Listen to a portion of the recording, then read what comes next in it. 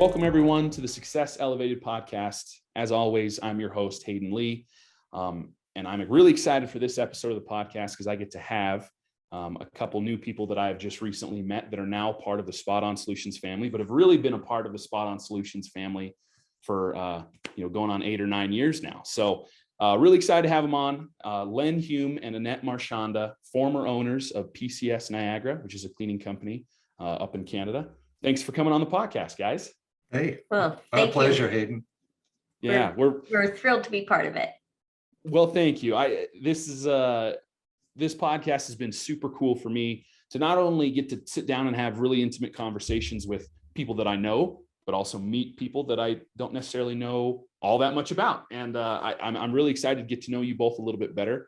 Like I said, you've been a part of really Spot On Solutions. You've been a client of ours for quite a long time, and now are, which we can get into later, but are now kind of a part of our team actually as co-workers almost and peers. And we're really excited to have you on and your insights into, cleaning and those industries, but really into, the relationships that you've built with people. And I think that's a testament to who you both are. I seemingly almost every day I meet someone or talk to someone that knows you both and loves you both and talks about how great of people you are. And I'm really excited to get to know you both a little bit better. So I guess to start, I'd like to hear a little bit about how you both got involved in the cleaning industry and how it was to start PCS Niagara. And really, I don't think anybody wakes up one day thinking they're going to own a cleaning company. So I would like to hear a little bit from you two, how that all got started and kind of what that looked like. Boy, that hiccup. that's all on me, Hayden. Okay, I gotcha.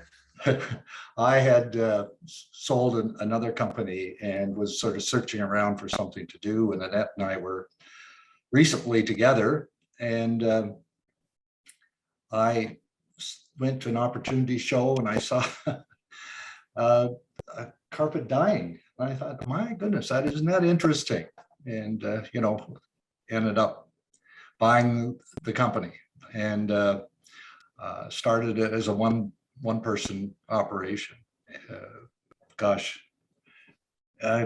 So like that for 2 or 3 years, and Annette was still working on other things, and I had maybe 2 people working for me or with me then, but not doing it real serious. And then Annette, we decided that it was time we better do it a little bit better at it, and Annette joined about 5-6 years in, something like that. And Gotcha. that was a real aha moment when she did that. And at that point in time, we started doing some smart things, like answering our phones live, which before we had, answering machines and so on and so forth. Right. And immediately, the business started doing better. I mean, when people phone a home service business, there's on their mind right then, who could I trust? So if someone answers the phone, then at least you're there, which is one level of trust right there. So Totally. That's a big thing. Sorry, just to interject just briefly. That's a big thing in the industry. Like people are inviting you to, that's the whole idea behind home services, right? Is they're inviting you into their home. So they don't want a robot on the other end, right? They don't necessarily want an answering machine. And I get that they serve their purpose because, you can't always be answering all the time, but they want to know there's a real person on the other end of that line. And that I just wanted to highlight that point. I think that's a lot of people miss that. That's super, super important. Well, we immediately, our number of sales went up immediately. As soon as Annette was on the phone answering people's questions, because they have a question immediately, we started quite a long growth period. From that point, about 6 years together, and we had added a lot of equipment and more people on the team, and we got to a point where all of a sudden we weren't having any fun anymore. Yeah. It was working 24/7, clients that maybe didn't appreciate us, or we didn't appreciate them well enough to do it properly. And so we decided we better do some things and learn a little bit more about doing business. And and Annette, she's a huge part of that. I went to a conference in Phoenix, and I came home and I said, Annette, we have to join this organization. And she said to me, I'll only let us join this organization if we actually do the work. Yeah, exactly. It was a Piranha Marketing Conference is what he's talking about. And at that time, it was a contest every year that Joe Polish put on. And it was your Better Your Best contest. And it was a year long. You had to do and submit number of things and a entry package and all that sort of thing. So we just decided to join full tilt into that program. And back at that time, it was not an inexpensive endeavor, but it well paid for itself. So Annette, I wanted to ask, and the Piranha marketing thing is super interesting and building those relationships there. But I want to ask, what was that when Len first approached you about joining this cleaning company? What did you feel? Was there a question that he asked you? I want to know what those moments were like when he first approached you about joining the company. Was he like, hey, I need some help? What did that look like for you? That's a great question, Hayden. I think it was,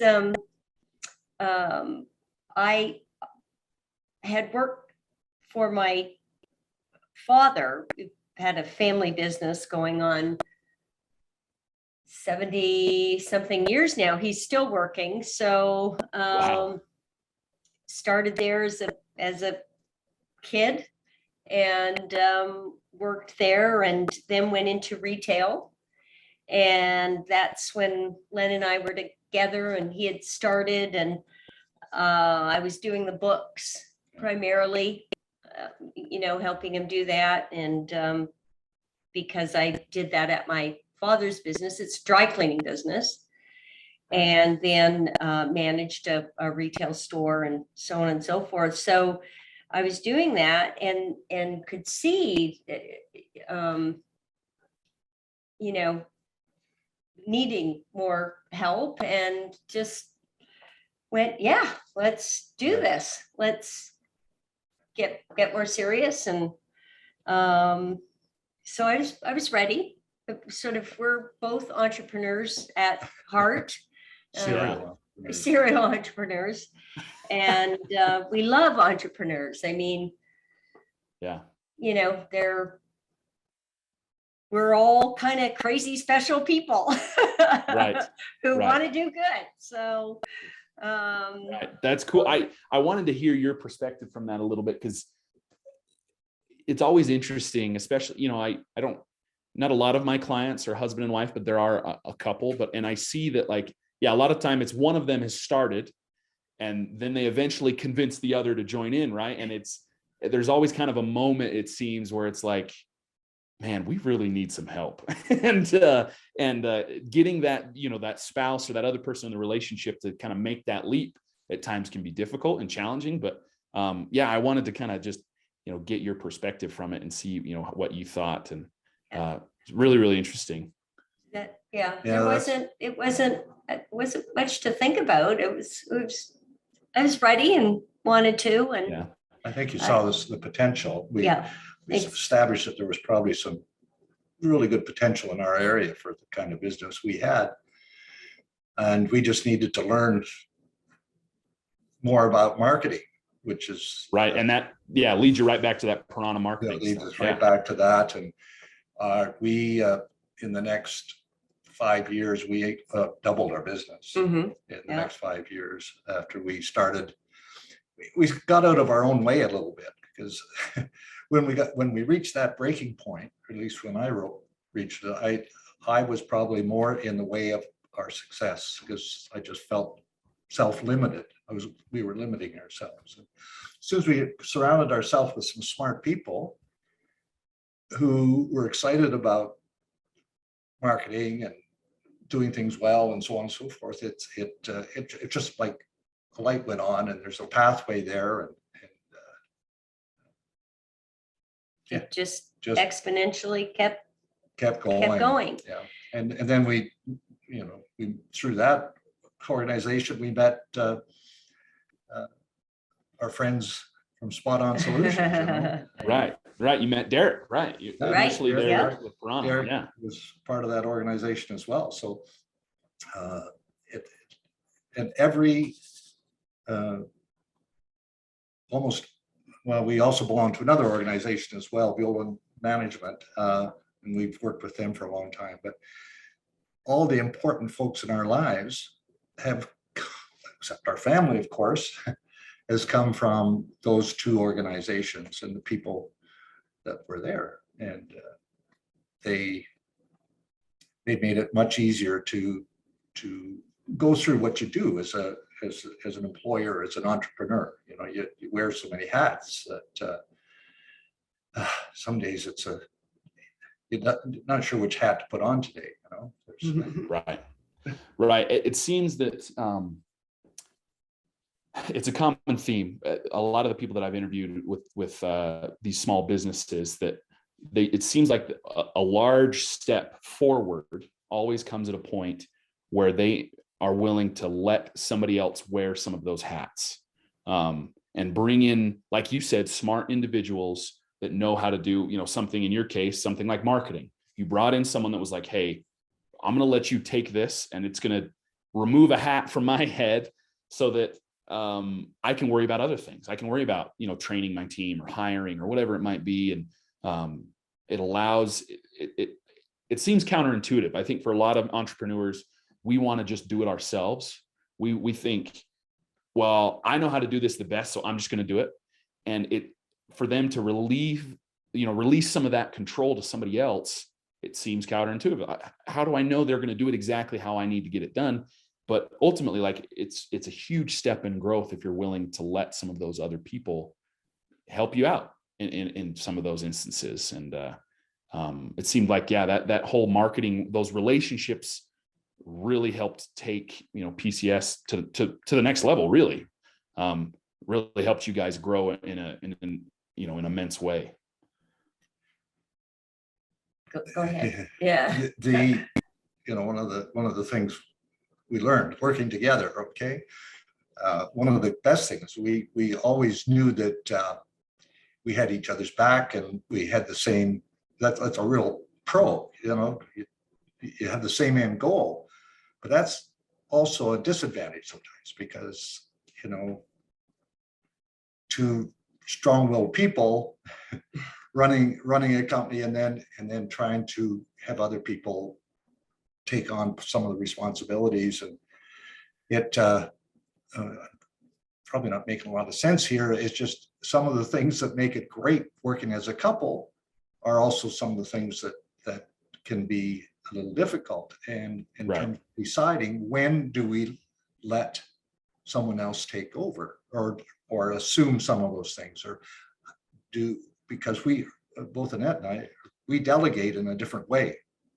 Right. So you have to figure that one out too. So when that's part of the struggle over the years. You decide that you want to grow and you need some help. What kind of help you need? That we had, when there's two people involved, you had to figure it out. So that's there are some definite cons to being married and running a business, but they're far outweighed by all the pros and all the great things that well, in our case, happened for us. Just it was some work. Some days it was a job. Right. I'm sure it's totally. That would, like you said, there's some of the things that can make it great can also be challenging at times, because like you said, you both delegate in different ways. I'm sure you're organized in different ways, so there can be yeah, challenges, I think, is the best word, because there are things that you can overcome, but you've got to kind of face them head on. When we learn to stay in our own lane, that, and that took a while to learn to stay in our own lane. And some of the smart people around us helped us do that, because I'm not particularly organized, and Annette is extremely organized. and I say extremely in a good way. She's right.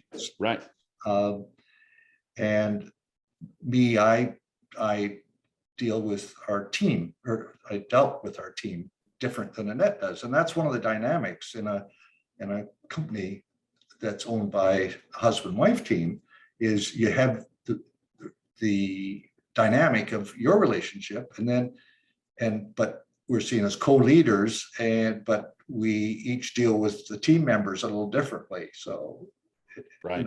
You have to navigate that. Mm-hmm. Try and be on the same page when you're dealing with a team member. Kind of like parenting, right. It's not kind of, it is like parenting. So you have two, both parents, you want to have the same outcome, for your children, for your team members,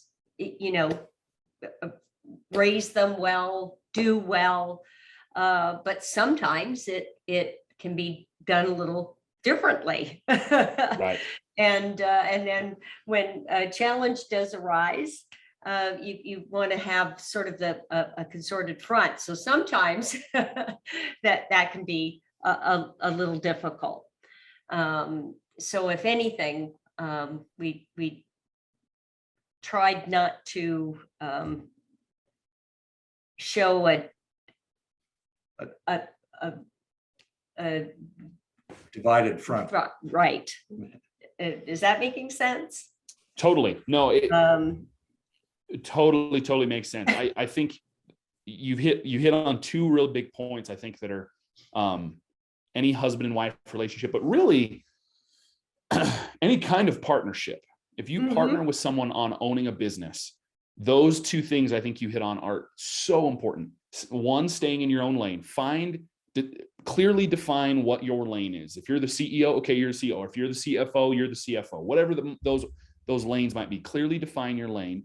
And then two, make sure you're on the same page when it comes to training your employees, because you don't want, Len to say one thing, I want you to, clean this carpet or whatever this way. And then Annette comes in and says, well, I want it clean this way. It's going to cause confusion and issues. Like, you've got to both be on the same page when it comes to, how you're going to put information out to your employees, how you're going to, maybe there's, discipline, depending on if there's an issue, hiring, firing, whatever it might be, you've got to be on the same page when it comes to those. So there's no confusion as to what's going to happen.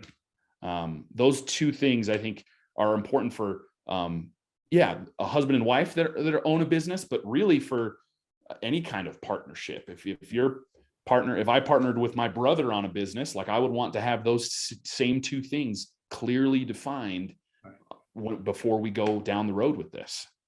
Hugely important. Absolutely. And the dynamic that goes around all this is that you live together. Right. You're together 24/7. So what time of day does the job end? Right. Len, exactly what you've led me into all of my questions. Exactly. That was going to kind of be my next thing, is like, how do you shut it off? Like, what is there do you guys have a set time every day, or how do you shut it off so that you can go to just being your family life at home instead of bringing work home with you, because you do own a business together? How do you shut it off? I'll let you answer first.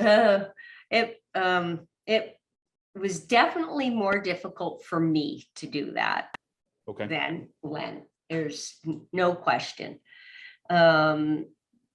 And I don't know why. I just sometimes didn't think we had enough hours in the day. And I just, sometimes got home, it was our quiet moment, to get things done. But then you just have to realize when that person's done, they're done. And one of the things, again, partners with husband and wife, make sure you carve out time at work to get some of those decisions made, or time. At one point, we would get out of the office, go somewhere else, talk about some things. I mean, that's where, where those meetings, when we went to the marketing meetings, took place. We always took a few extra days, got our plan together, things like that. When we went to Violand, the business planning retreat and all that sort of thing, always took a few extra days, made sure we got that done. So we did get to that point, and it sometimes spills over. It's natural, but I think it's natural even when you're a couple, when you're working at different places, you're going to come home and talk about your work.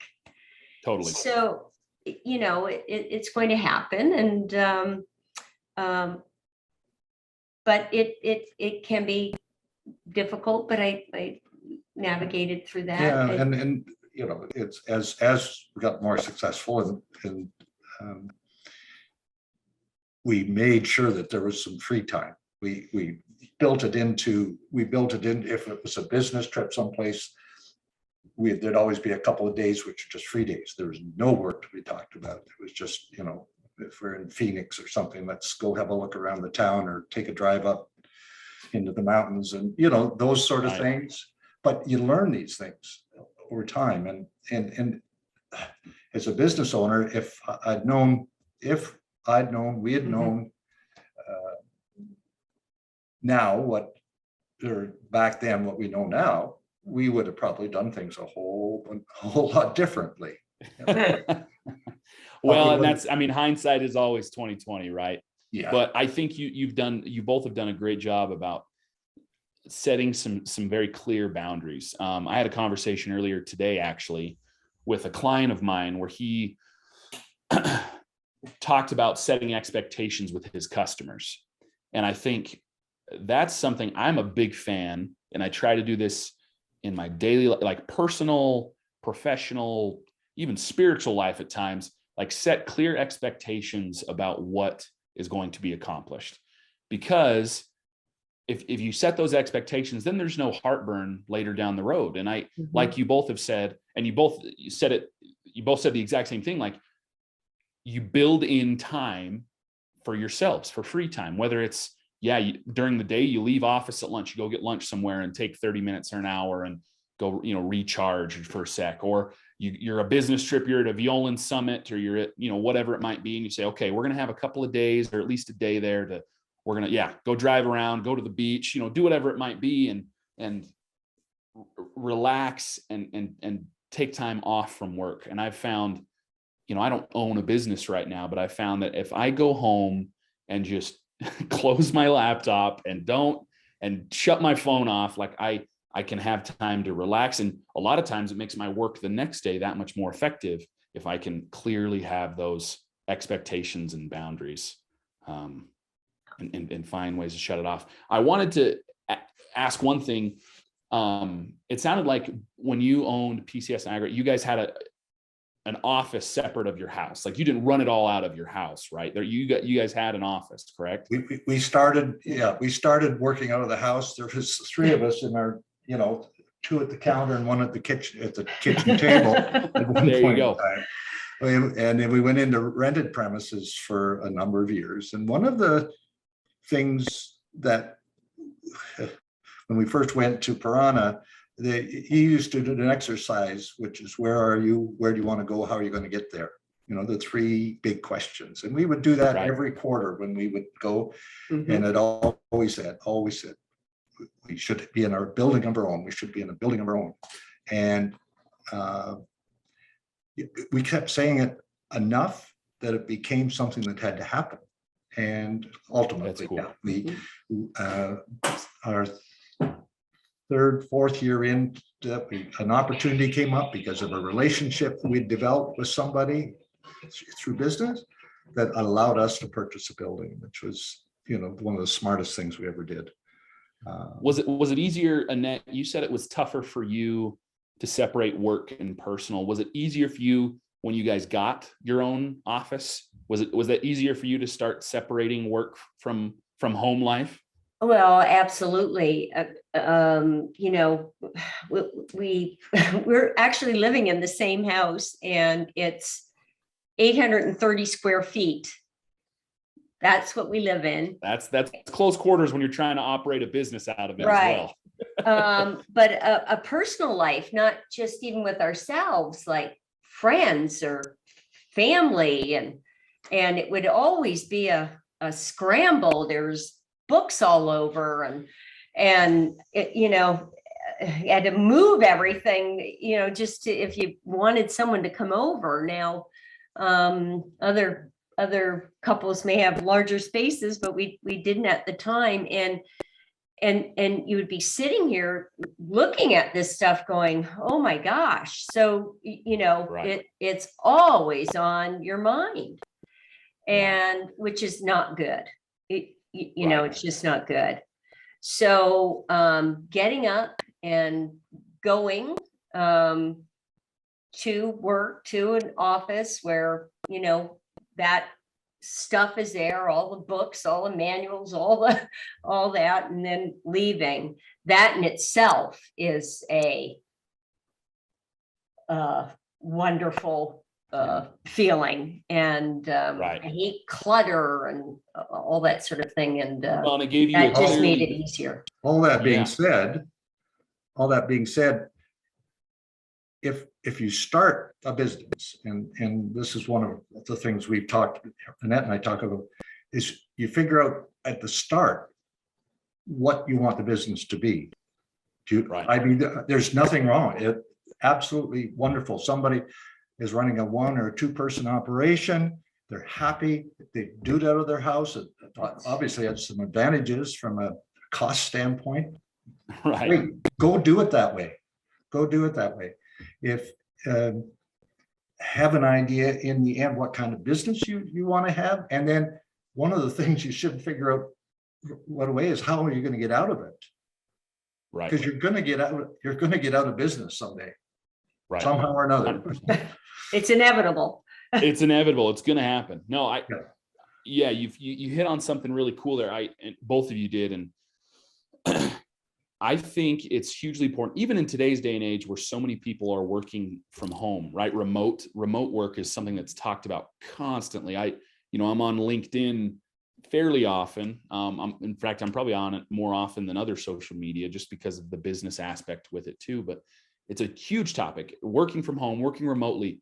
I think having a dedicated space, even in your own home, your situation was a little bit difficult for that. But if you have the space for it, have a dedicated area, whether it's an office, a second bedroom becomes an office, or you might have a computer desk that's in a corner of a room. When you leave that desk, you are no longer at work. Having a dedicated spot that I think will help separate the two. And then, like you said, Len, have an idea when you go into this, what do you want it to be?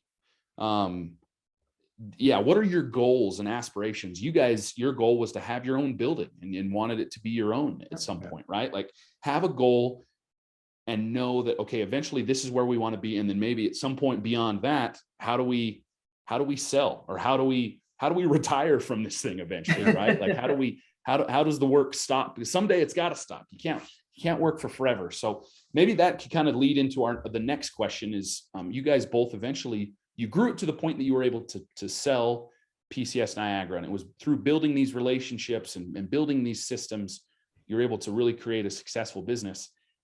How did you know you were both ready to sell, but also that the business was ready to sell?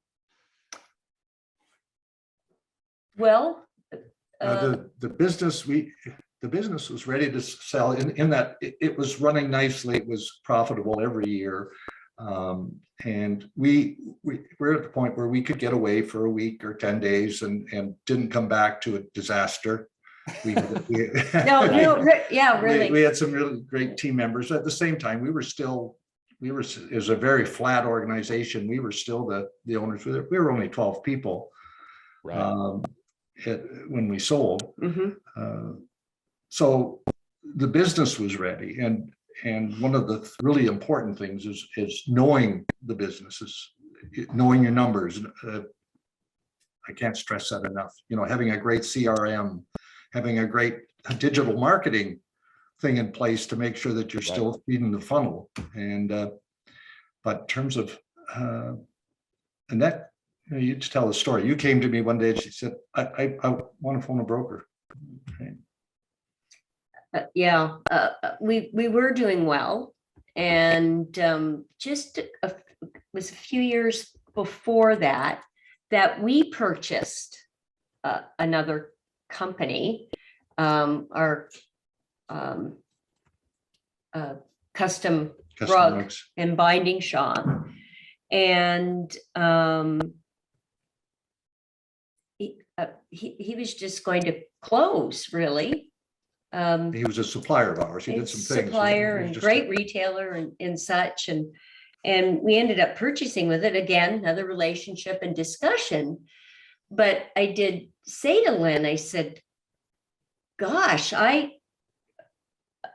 that's not what we want for our business, just to close the doors and sell the equipment, or you know, we had worked a long time and hard. We had systems in place, and you know, I did the books. We had monthly financials. We had people we spoke with all the time, and I said that I like, you know, I don't want to do that.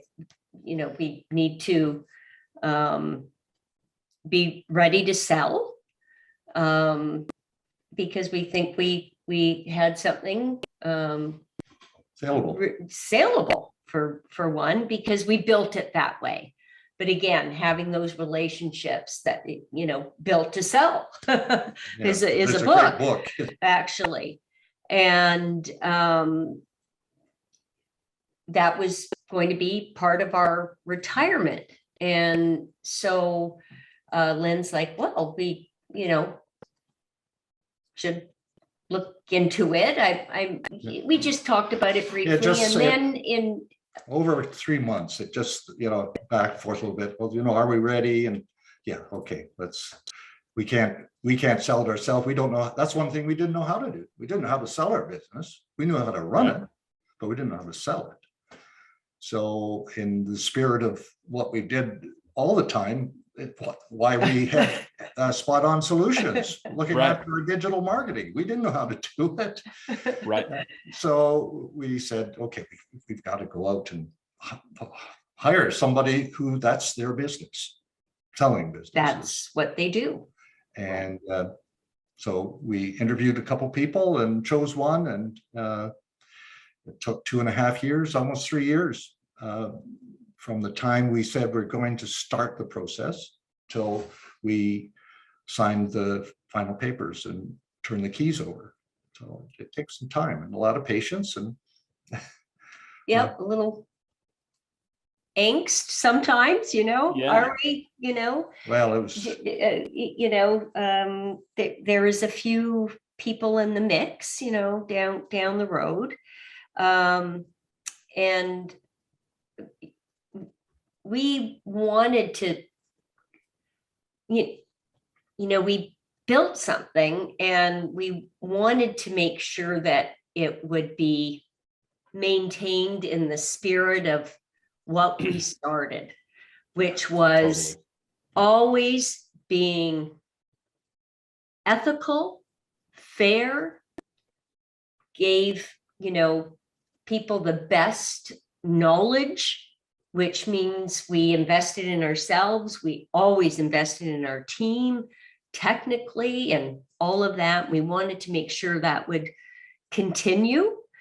And we did find someone, and it is being carried on that way, which is awesome. You know, we're still living in the community in which we grew the business.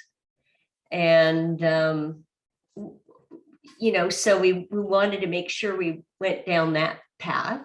I think, and Yeah, at the same time, whoever comes, I mean, there was a time there we said, okay, because we would make a list, or the broker would say, well, who might buy your business? Yeah. Great question. Who? Because there's a number of ways businesses are sold. One are they're just a multiple of their EBITDA, earnings before interest and taxes and all that stuff, or they're strategic sales, where, for instance, say we did not do very much restoration work.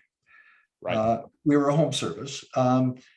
And we always said that it wouldn't matter whether if we decided everything, once we learned some marketing and learned, we could have started an HVAC system or a plumbing system and use the same marketing techniques and hire good people and treat them right.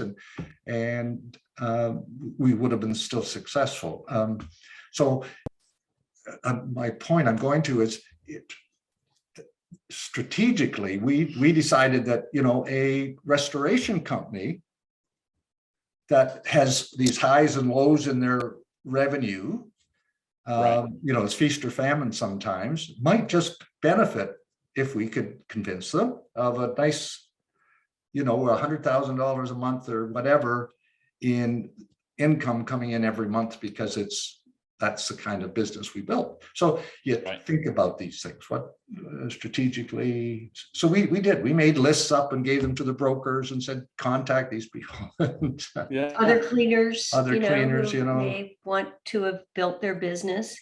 It didn't end up that person in that area bought our business, but it was definitely another serial entrepreneur. Right. That ended up buying our business. But we hired a broker, and when Len talks about EBITDA, I mean, you do have to go through all that process to figure out some kind of price. Right. You got to come up with a number. Yep. Yeah, an evaluation. You have to come up with that evaluation. So there is a lot of work involved with that. And so that takes time, and those people know how to do that. They have financial people, they have marketing people, they have people that know how to sort of figure that out. We had to give 5 years of history going back.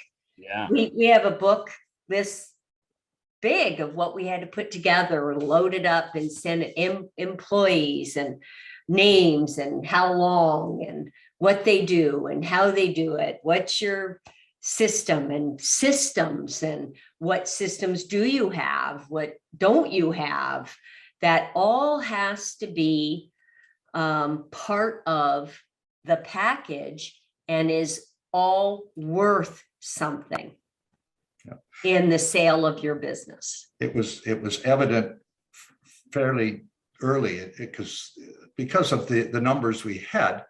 There's quite a bit of interest generated as soon as the broker put it out. And one of the holdbacks was that we were still really involved in the business. Okay. Right. That took away from the value a little bit, because an investor looking at it might think, how am I going to buy this business when those two aren't going to be there anymore? So, right. We had to make sure there was enough evidence that it could operate if we weren't there, which it has. So, yeah. That's cool. So one of the really, really pros cool. and cons that, we're having all this conversation, there's lots of pros and there's lots of cons when, particularly married couples. But we chose to do that. That was part of what we were going to do. So, when you're thinking maybe someone else in the cleaning business and that's what they're going to do, and or have more managers and things like that. But then there is opportunity where just people want to be investors, and don't really particularly know the cleaning business, but they know business. So that could be a bit of a pitfall, but there's ways of working through that as well, which we did, right, in part of this sale.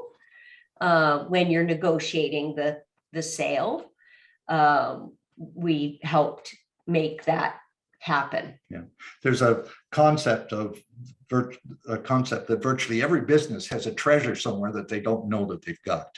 All right, they just haven't identified it yet, and that's an exercise you should go through. And as we were trying to identify people, we said, what is it that it's a machine now that can generate some profit on a monthly basis, but what else is there? What is it? And we finally decided probably it was our CRM, our customer list, that history. Right. We had been in business for so long. We had like 15,000 addresses and people in our database. Granted, some of them were 15 years old, but we thought, well, hey, maybe somebody in the duct cleaning business who has all of that skill would love that customer list. Would love that customer list, and that's what it's would be worth to them. That was so. Part of the process was making sure that people understood that, and if there's any lesson for someone starting up a business, the very first thing you should invest in is a CRM followed by good marketing. Right. Because you'd already assume how to do your business, whether it's a plumber or a cleaner. Right. Those other two things are so critical. Yeah. This whole conversation has been so interesting to me, and I know our viewers are going to find some great value in this too. The whole process of selling is fascinating to me. And I mean, you guys highlighted some things that I wouldn't have even thought of, stuff like getting a broker and things like that I wouldn't have even, but it makes total sense, right? You can't just put a for sale sign out front and hope somebody drives by and wants to buy it. Like there's a whole process to that. And I really, really appreciate your insights. I wanted to kind of call back because we've talked about kind of the life of your business now, between how you started and brought Annette on and you grew it with this marketing and eventually sold. You both keep talking about these relationships and having the wherewithal to know when you need to bring people in that can help you. I'm trying to phrase this in a good way, but how can young entrepreneurs or new entrepreneurs is probably a better way. How can they do that? How do they replicate your success with building those relationships? Was there a particular thing that you both did to build those relationships? Is it just your personalities? Do you feel like what do you think? How did you build those relationships that helped grow PCS Niagara to a point that you could sell it? What was one thing that would tell a new entrepreneur? I'm sure we both have something quick. My biggest thing was surrounding myself with people that were already where I wanted to be. So if I was a new entrepreneur in a community, I'd be spending time around the successful business people in town, whatever group that they happen to be in, and always asking, how can I help you? Never go into a relationship saying, I really need your help. You develop a good relationship by saying, how can I help you? What can I bring to the table? And so you're not going to, I don't even have a good analogy, but unless you're emulating those around you, if you want to be successful, look to successful people and try to be helpful to them. And relationships come from that. And, as I said, join some, whatever whatever your industry is, get involved with the industry organizations that Definitely. that cater to it, that train to it, and so on and so forth. And that, Well, and one of the biggest things is to be open to listening to them. Yeah. And not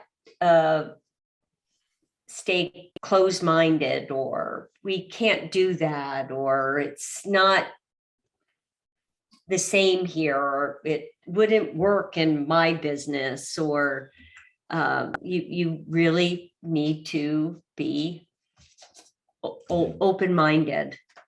It is to what those people are saying. and to be of service in the community. Yes. I think that's an important thing. If there's community groups, charitable groups, or, through your church or wherever you stand, get out there and volunteer and give some time and don't ask for anything back. If the world will look after you, and things will come back if you're giving things out to the world. Oh, that's awesome. You both, those are such great insights. And I want to make sure people listen. If they don't listen to any of the rest of this podcast, they listen to what you both have just said, that if you want to build relationships to grow your business, go into that saying, how can I help you? That is such it's such a mind flip from saying, well, how can these, people go to these networking events and they say, well, how can these people help me? It's like, that's fine. But if you really want to build a relationship that's going to help you long-term, look around and say, okay, how can I help these people? Like, that's huge. And then the other thing, like, be open to what advice they'll give you. Like, you're going to get advice from people that are going to try and help you. And if you come back to them with answers like, oh, that doesn't work for me, like, it's not going to help. Like, be open-minded enough to accept help and sometimes probably in some instances, some constructive criticism. Be willing to accept that and apply it. And it's going to help you long-term. And even if the people that might be listening here, even if they don't own a business, like, those are two great insights for just how to live your life. Like, go into relationships thinking, how can I help this person? Or how can I be a better friend or a better husband or a better father, whatever it might be. Mm-hmm. And then the other thing, like, be open to them trying to help you. Like, try to be a better person and find ways to listen to that advice. That's two awesome insights. I want to kind of close here. I don't want to take too much more of your time, but I want to kind of close with asking the three questions that I ask everybody in every episode that I've done so far. First question: is there a book or a podcast that you're reading or listening to right now that you're really enjoying? Do you want to answer first? I'm reading The Entrepreneurial Conspiracy. Ooh. Yeah. This is I've heard a lot of books, Len, and I haven't heard that one yet. So what's this one? It's 6 behaviors that conspire to derail your company. So the things not to do, the things to stay away from. Yeah. So even though we don't have that company now, I mean, one of the things when you have a company, you should have a plan for what you're going to do after. Right. When you do sell. And we haven't decided what we're going to do when we grow up for sure, except we are going to be helping you guys. But that's a great book, and it's by somebody who knows the cleaning and restoration industry, and it's a great book. That's awesome. And one that I've read in the past, but keep out, it's Life Gives to the Giver. Okay. And that was written by Joe Polish, and it's just little musings on wellness, success, marketing, entrepreneur. One of the things was, you don't treat yourself like you're a $1 million racehorse. You can't, you don't feed this $1 million racehorse junk, and you don't mistreat it, and you don't talk to it badly or poorly or keep chastising. And so treat yourself good, get sleep, exercise, good diet, be kind to yourself. Right? That's awesome. We entrepreneurs can maybe tend to beat themselves over the head. Why didn't I do? So so I've always enjoyed that book. Those are great. I love this part of the podcast because I hear books in most cases that I have. I'm a terrible reader, so I need to be better. And those sound like some great suggestions. Thank you. We've kind of hit on it a little bit. You hit on it previously, talking about taking some free time, maybe different work trips, or taking time during your day to kind of relax. But at the end of a long day, how does Len and Annette, how do you both relax or recharge at the end of a long day? I love cooking. I can get into my kitchen and just let my head be happy there. I'm terrible at cleaning up. Thank goodness there's a detail person in my life. That and I really enjoy music. So I have 2 or 3 guitars down in our basement, which I'll go down and bang away on. Oh, that's awesome. It's just it takes me back to the music I love and things like that. So those are the things that sort of recharge me. Very cool. For myself, I've joined a ladies golf league, actually. Very cool. So I'm doing a little bit about that, but I also, Len talked about community. I've been a Rotarian for 12 years now. Wow. And honestly, it was weekly. Now we just meet twice a month, but of course there's all the charity work that we do and out in the community. So there's that as well, but then the meetings. And, I found I was ready to leave work every Wednesday. I wanted to go and get there and be again with like-minded people of wanting to give back and various backgrounds. It in fact, I didn't meet anybody in the cleaning business. They were, lawyers, teachers, other Travel entrepreneurs, agents. travel agents, yes, human resource people, other people who worked in nonprofit organization. Interesting and fun. So I always love to do that. It's very recharging. Get out of your own headspace to go out and help somebody else. Help other people. Yeah. Those are great. Last thing. I promise I'm not going to harass you too much longer. If you could rewind it all to the beginning of PCS Niagara and Annette, for you, for the beginning of your involvement with PCS Niagara, what would be one thing that you both would tell yourselves, younger Len and Annette? What would be one thing you would tell yourself at the beginning of all this? Right. If I could rewind, I would probably say, learn how to let other people do things sooner. Because you did eventually, but sooner. Yeah. Sooner. Yeah. There's a lot. So I've got a long list, like this long of the things. If you were it's hard to narrow it down to one thing. Yeah. If I was going to start another business, but that's probably one of the biggest things is knowing where your lane is.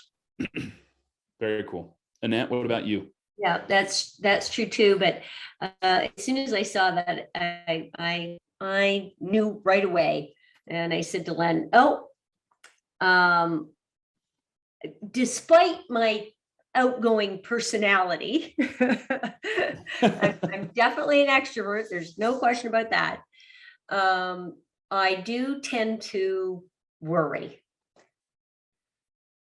So I would say not worry so much. I mean, not to worry at all would not be good, but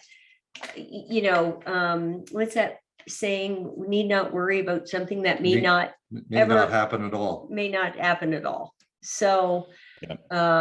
I would sometimes tend to keep thinking about, well, what if. Well,